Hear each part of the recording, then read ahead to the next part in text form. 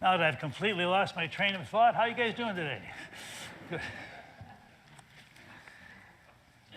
My guess is that most of us, or many of us, are pretty much products of our routines. And those of you that have the misfortune to either live with me or work with me, you know, I have sometimes routines that can drive you absolutely crazy.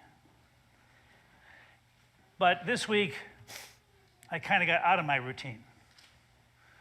And I ended up spending a couple days doing an outdoor wedding in Vail, Colorado. You have not been a minister until you've done an outdoor wedding in Vail, Colorado. And I remember when Alex, who grew up here, well over a year ago, called me about doing the wedding. And I said, you know, I really don't do these destination weddings anymore. And I said, but you grew up here, and and he said, well, when is it going to be? And I said, well, it's going to be the first Friday in December. And I said, you've got to be kidding me. Number one, it's the first week of Advent, and I got to be back for Sunday. It's important to me.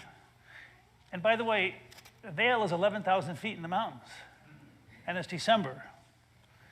But you know, I must admit, I became kind of selfish because I became preoccupied with stuff I couldn't control. I started to worry about what happens if the weather's not good. What happens if it's not easy to drive down the mountain and get back for church? As if the church would fall off its axis if I wasn't here this morning. The church would be fine. But how about you? Do you spend a lot of time worrying about stuff you can't control? Things that happen in your life or people around you, or even things like the weather? I discover more and more as I get older and not necessarily wiser that the church is not just this. I mean, this place makes a lot of things possible. But the church really comes alive and begins to make a difference when you walk out the door and go about your daily life. So it was Friday, the day of the wedding, outdoors. It was 20 degrees.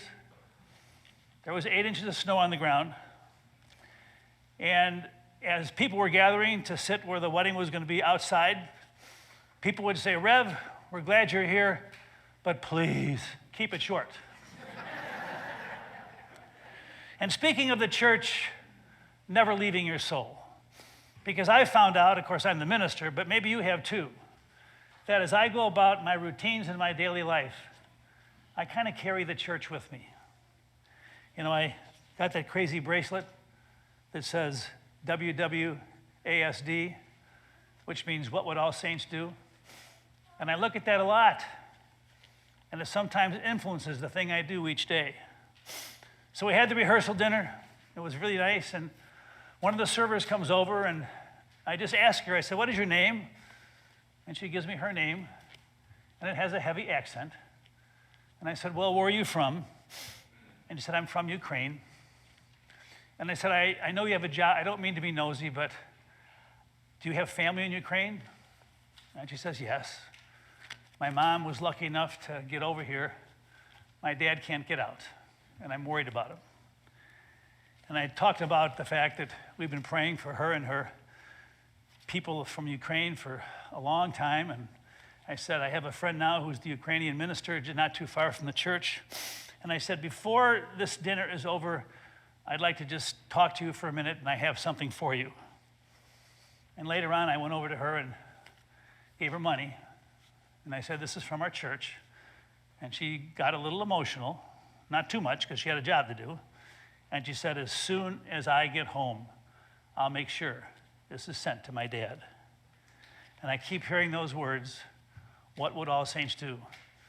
And you can go miles and miles away. You can do all kinds of different things. But those words can come alive in crazy places.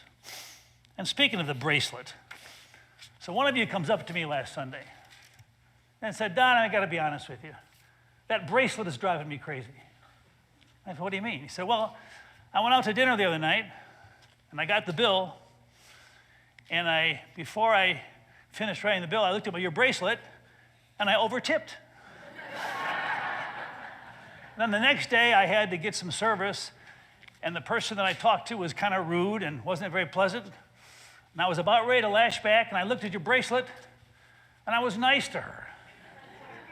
And then yesterday, somebody calls me up and needs some help. And I was just about ready to say, I'm kind of busy, and I looked at your bracelet, and I went over and helped them. Your bracelet is screwing up my life. And I said, I'm glad. And we smiled, and we laughed. I must admit, as I stand here today, I'm thinking about a young boy from Heartland. His name is Bernie. I talked about him a while back.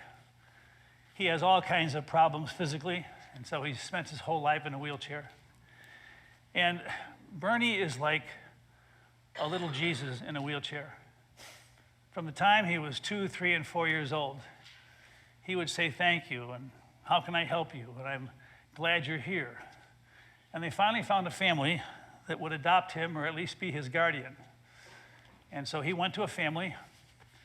And then one day, Ruth was at the hospital in San Antonio, and as she left, Bernie was out there in the cold in a wheelchair wearing clothes that were not very nice.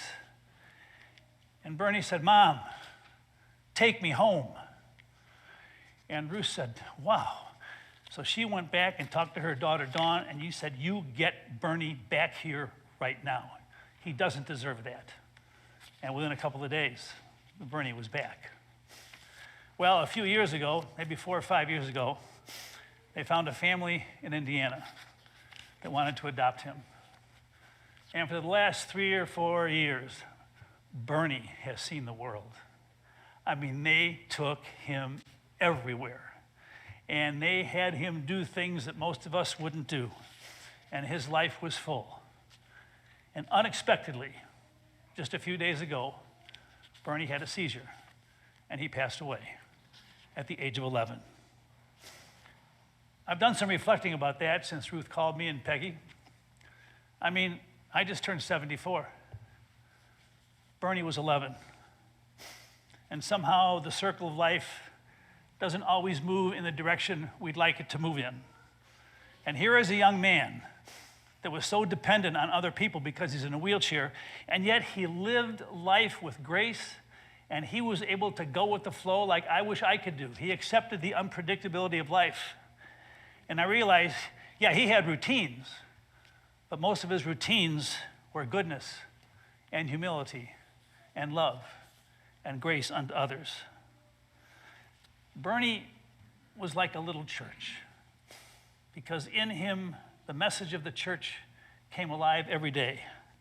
And I guess if I think of one thing about this Christmas season, that little church has to live inside each one of us.